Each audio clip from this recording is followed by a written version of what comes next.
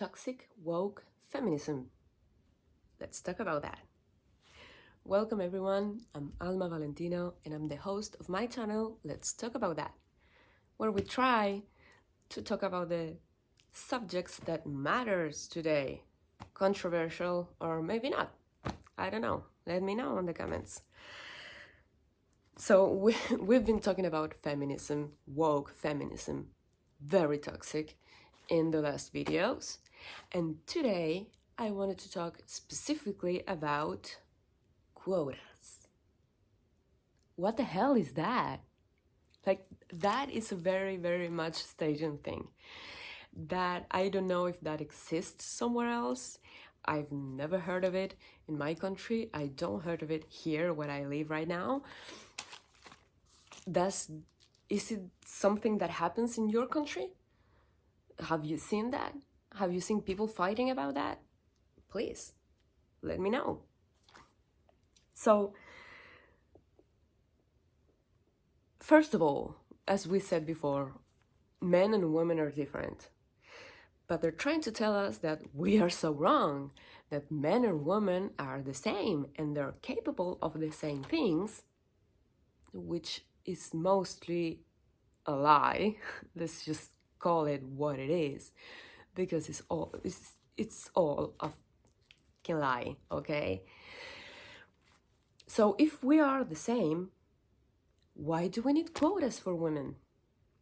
Shouldn't women be just capable of climbing the ladder and getting up there to the CEO position or politics or whatever on their own if they're just as capable of men to do so? And you're gonna say, that's the problem, right? Or at least these people are gonna say, but that's the problem, Alma. They are capable, but they're just not getting there because of misogyny and because men hate women. Well, first of all, I don't think men hate women. I think you are promoting hate towards women in these newer generations. And how would that not be if you're teaching people that just being a man is toxic and intrinsically wrong? Because that's what you're saying now. Being a man is wrong and disgusting and you're a villain and a monster and a beast that cannot control itself. And at the same time, you're saying that we are the same, so nothing makes any sense.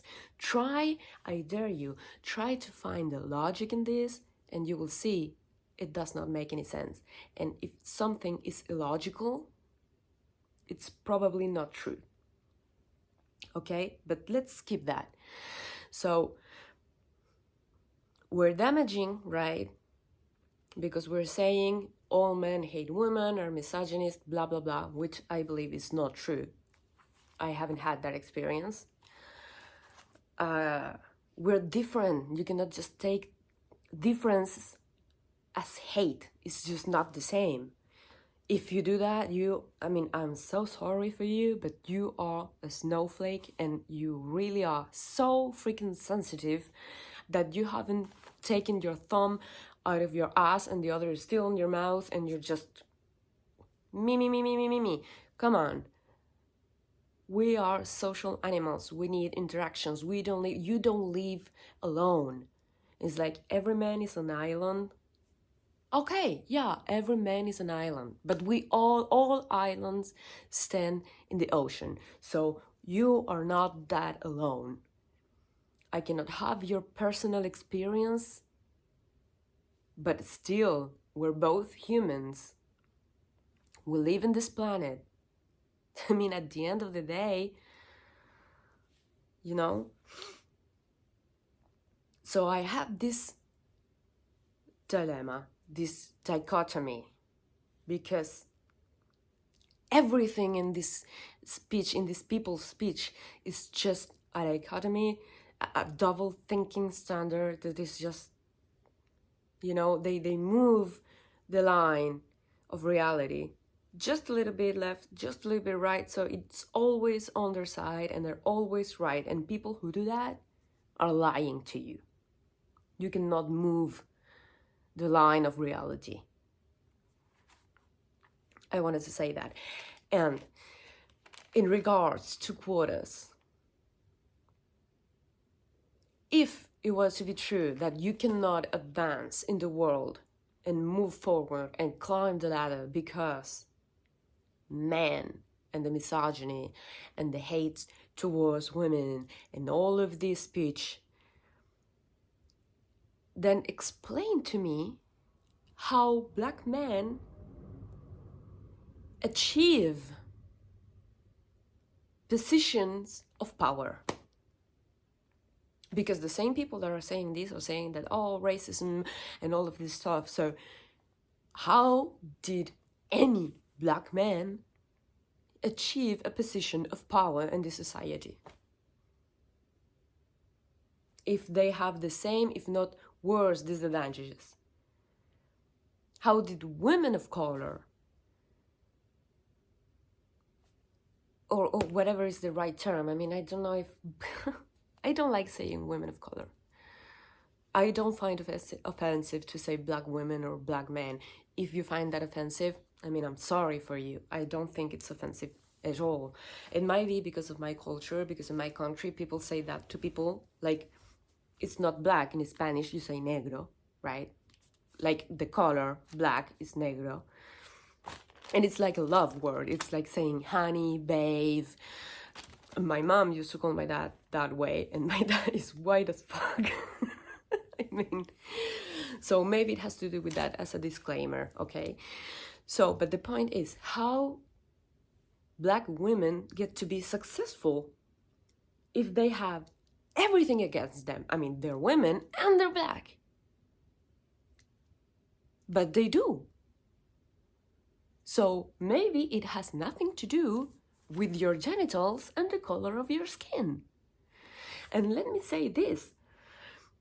Back in the 50s and the 60s, this community fought so hard to get into spaces because there was this segregation which was just awful and racist, and all you want, all you like, I agree, it was just nonsense and disgusting, but it existed, it was real, and people fought against that without crying and claiming for quotas. They wanted to be treated equally. That's what it meant, equally. I'm a woman, you're a woman, it doesn't matter if I'm black, you're white, you're yellow, I don't fucking care if you're blue. We are here. I should be able to use your bathroom, sit at your table, eat at a restaurant just like you do. And they were eventually allowed to came into these spaces, and they study hard, and many of them succeeded. Not because they fought and they cried because we want quotas for black people to be able to work, and I want quotas for black people to go into restaurants. No, they were like, we're humans. You're human. We all bleed the same. So let me in. So all of this whining and crying and complaining about the quotas for women is just nonsense. If you're smart enough, assertive enough, confident enough, and hard work enough, you will succeed. Or at least that was what you are supposed to think and believe in the United States of America. That's what they're selling you, right?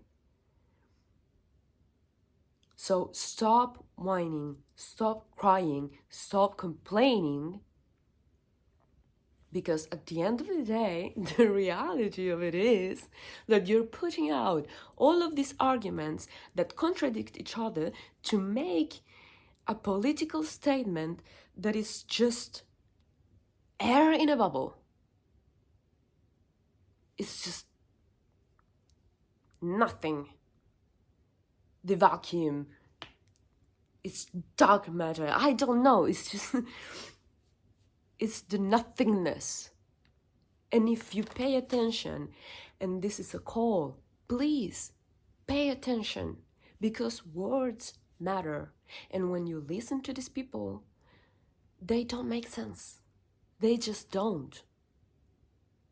You pick an argument and then you pick the one on the other side and just put it out, and they contradict each other, and this person is going to be like and raise their voice because they don't have an answer, because there is no answer. So think about that.